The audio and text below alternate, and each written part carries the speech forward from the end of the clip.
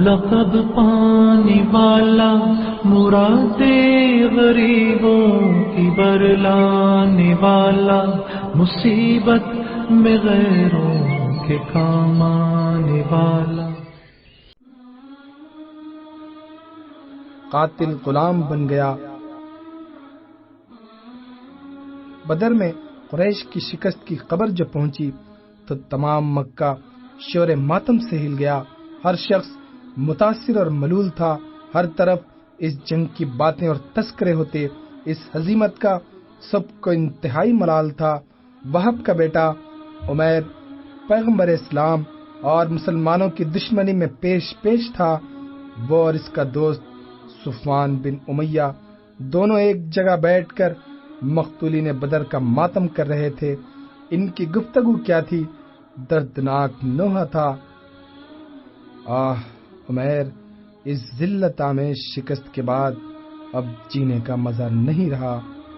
صفوان نے ٹھنڈی آہ بھر کر کہا، سچ کہا تم نے صفوان، اگر مجھ پر قرض نہ ہوتا اور بال بچوں کے بکھیڑے میرے ساتھ نہ ہوتے تو میں سواری پر چڑھ کر مدینہ پہنچتا اور محمد کو قتل کر دیتا۔ مدینہ میں میرا بیٹا بھی گرفتار ہے۔ عمیر نے جواب دیا، صلی اللہ علیہ وسلم، تم نہ تو قرض کا خیال کرو اور نہ بال بچوں کی فکر میں پڑو۔ میں ذمہ داری اور کفالت کا پورا وعدہ کرتا ہوں، مجھ پر اعتبار کرو عمیر۔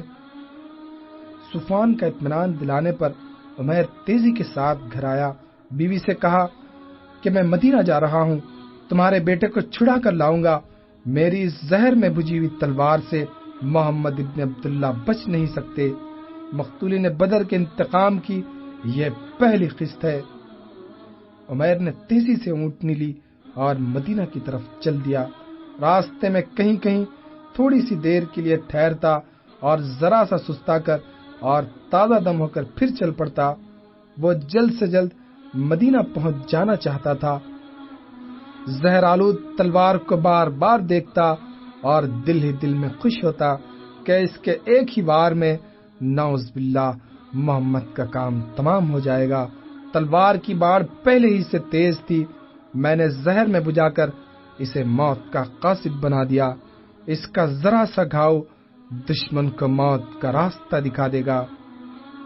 عمیر مدینہ آیا تو حضرت عمر سے راہ میں ملاقات ہوئی۔ عمر فاروق اس کے تیوروں ہی سے تاڑ گئے کہ یہ مکہ سے کوئی برا ارادہ لے کر آیا ہے۔ حضرت عمر نے اس کی گردن دبوچ لی اور اسی عالم میں اسے لے کر دربار رسالت میں پہنچے۔ حضور نے فرمایا، عمر، اس شخص کو چھوڑ دو۔ رسول اللہ کا ارشاد سن کر عمر فاروق کے ہاتھوں کی گرفت خود بخود ڈھیلی ہو گئی۔ پھر حضور نے اسے قریب بلایا، کس ارادے سے آئے ہو تم یہاں؟ رسول اللہ نے عمیر سے دریافت کیا، اپنے بیٹے کو قید سے رہائی دلانے کے لیے حاضر ہوا ہوں۔ عمیر نے جواب دیا، تو پھر یہ تلوار تمہاری گردن میں کیوں لٹکی ہوئی ہے؟ رسول اللہ نے پوچھا، ہماری تلواریں بدر میں کس کام آئیں جو؟ عمیر کی آواز دھیمی پڑ گئی، جیسے بدر کا نام آتے ہی اس کے دل کی چوٹیں ابھر آئیں اور غم تازہ ہو گیا۔ آخری لفظ اس نے دبی زبان سے ادا کیا جیسے اس کی بات ہو چکی۔ اس کے جواب میں رسول اللہ نے فرمایا، تم اور صفوان دونوں نے حجرے میں بیٹھ کر میرے قتل کی سازش جو کی تھی۔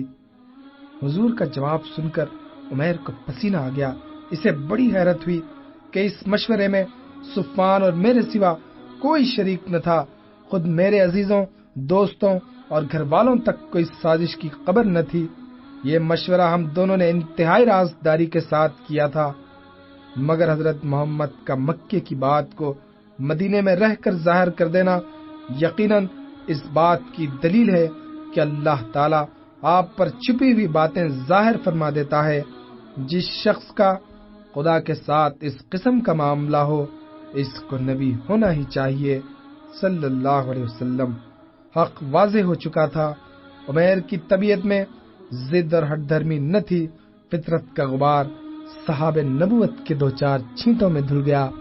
فوراً اٹھے اور پرجوش انداز میں اللہ کی ربوبیت اور محمد رسول اللہ کی رسالت کی شہادت دے کر مسلمان بن گئے۔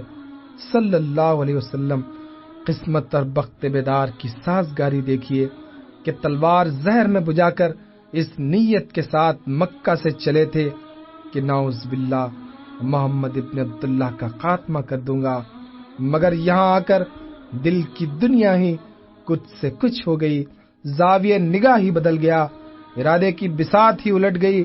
اللہ تعالیٰ کی ہدایت نے دستگیری فرمائی تو قاتل جانثار غلام بن گیا۔ عمیر جب مکہ سے روانہ ہو گئے تو کفار قریش کو شد ان کے ارادے کا علم ہوا۔ ایک نے دوسرے سے کہا، دوسرے نے تیسرے سے، مکہ میں خوشی کی لہر دوڑ گئی۔ وہ لوگ اس امید میں تھے کہ عمیر مدینہ سے اپنے مقصد میں کامیاب واپس ہوگا۔ مدینہ سے لوٹ کر فقریہ لہجے میں وہ کہے گا کہ میں اس طرح سے مدینہ پہنچا، اور پھر کئی دن کی کوشش کے بعد محمد ابن عبداللہ کی بزم میں باریابی ہوئی۔ اس کے بعد کمال ہوشیاری کے ساتھ محمد کو قتل کر دیا۔ میری تلوار کو سونگ کر دیکھو، بنو ہاشم کے خون کی بو آ رہی ہے۔ جب میں چلا ہوں تو مدینے میں ماتم بپا تھا۔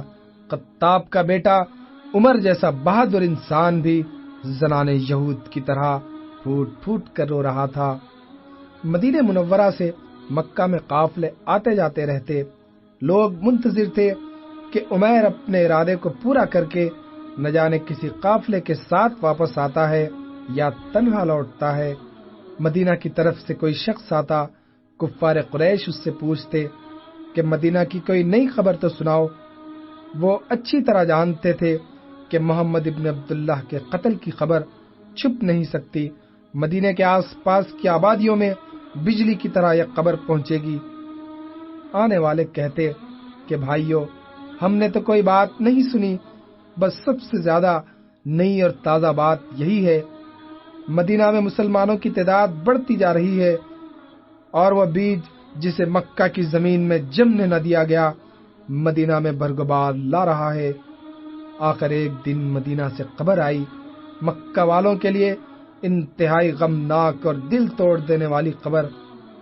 کہنے والے نے کہا کہ ایھا القریش، عمیر تو یہاں سے جا کر مسلمان ہو گیا، تم لوگ خواہ مخواہ ہوائی قلعے اور خیالی قصر تیار کر رہے ہو۔ قریش اس خبر کو سن کر ہکا بکا رہ گئے، جیسے ان کے جسموں میں لہو یکایکی پانی بن گیا۔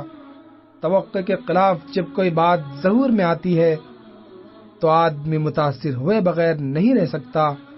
کوئی بوڑھا شیخ قبیلہ تو اپنی داڑھی کو بار بار مٹھی میں پکڑتا اور چھوڑ دیتا۔